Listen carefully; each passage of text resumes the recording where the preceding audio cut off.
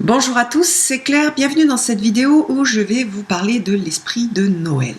Alors qu'est-ce qui se produit à Noël et quelles sont les énergies qui sont en place pendant ces fêtes de Noël? Alors tout d'abord, les fêtes de Noël donc, correspondent à la naissance de Jésus.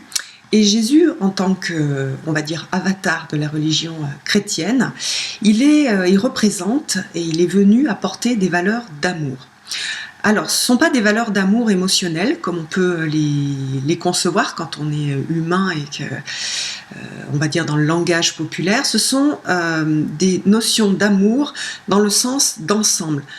Se sentir faire partie d'un ensemble. Hein, c'est aussi la parole de Jésus, aimez-vous les uns les autres comme je vous ai aimé, donc de façon indifférenciée. J'aime tout ce qui est autour de moi, que ce soit d'ailleurs les hommes, que ce soit la planète, que ce soit l'espace, etc. Parce que je me sens faire partie de ce tout. Donc on a vraiment cette énergie d'unité. Vous allez me dire, mais non, mais aujourd'hui, Noël, c'est une fête commerciale, et puis il y a plein de gens qui ne vont pas bien à Noël.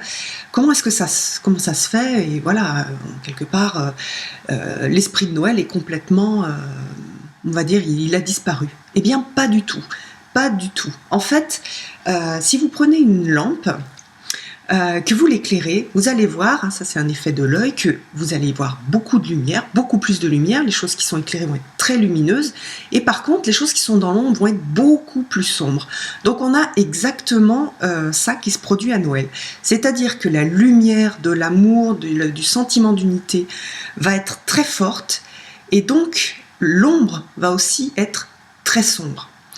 Et puis on a des choses aussi complètement humaines qui vont se produire. Donc c'est pour ça que, par exemple, pendant ces fêtes de Noël, souvent on a plein de gens qui ne vont pas bien. Parce que en comparaison de cette énergie d'unité, de sentiment d'unité, la personnalité qui se retrouve toute seule ou qui se retrouve devant la perte, le souvenir de la perte des gens, ou souvent il y a pas mal de décès pendant la période de Noël. Donc on va être en fait dans cette idée de la personnalité qui va souffrir en fait de la séparation. Parce que cette lumière d'unité est très forte, le sentiment de séparation de la personnalité, hein, parce que l'âme est sur l'unité, la personnalité, elle, est sur la séparation. Donc le sentiment de séparation va être ressenti de façon beaucoup plus forte. Les gens qui sont seuls à Noël, les gens pour qui il y a une douleur, quelqu'un qui a disparu dans leur vie, ils vont le ressentir de façon beaucoup plus forte que pendant les autres périodes de l'année. C'est la même chose, il y a pas mal de gens qui partent, en fait, qui décèdent pendant ces périodes-là, parce que elles retournent à l'unité. Mais nous, vu de notre personnalité, qu'est-ce qu'on voit? On voit la personne, le corps physique, etc., qui disparaît. Et c'est douloureux. Et c'est très douloureux. On a une période donc un peu ambivalente où la lumière se fait forte et l'ombre est forte aussi. Au niveau de la société de consommation. Alors, qu'est-ce qui se passe? C'est exactement la même chose. On a cette recherche d'unité, mais qui est faite par la personnalité et sur l'avoir, sur l'amour émotionnel. On est, au lieu de développer ces qualités d'âme, on va développer les parties incarnées de ces qualités qui sont détournées. C'est-à-dire, on va être beaucoup sur les envies, mais avoir les gens pour nous, avoir des choses, c'est une tentative maladroite de se retrouver dans l'unité, dans la sécurité de l'unité. Donc on a ça qui va se jouer. Sachant qu'on est tous porteurs de cette société de consommation. C'est pas les autres, la société, etc. C'est nous, on porte en nous. On porte en nous ce désir d'avoir, qu'on a beaucoup développé parce que pendant des siècles et des siècles, on a développé notre personnalité et le côté mental de la personnalité.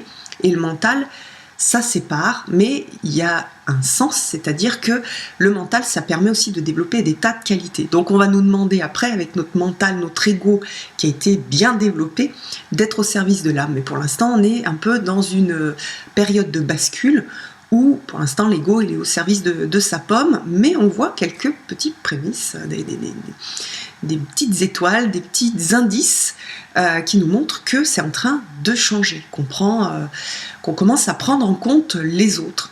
Les autres règnes, donc les animaux, etc. Quand je vois le message de Célia qui dit « Cette année, on ne mange pas de foie gras parce que le foie gras est fabriqué en faisant souffrir des animaux », et que c'est pas juste pour notre pomme parce que c'est bon, mais parce que on a la responsabilité en tant qu'être humain de prendre en compte les autres règnes, là c'est une petite étoile, c'est un petit espoir. Quand on voit la solidarité que l'on a quand il se produit des catastrophes, on voit aussi qu'on a ce sens de la communauté, ce sens du tout, ce sens de l'ensemble qui revient, et ça c'est une source d'espoir.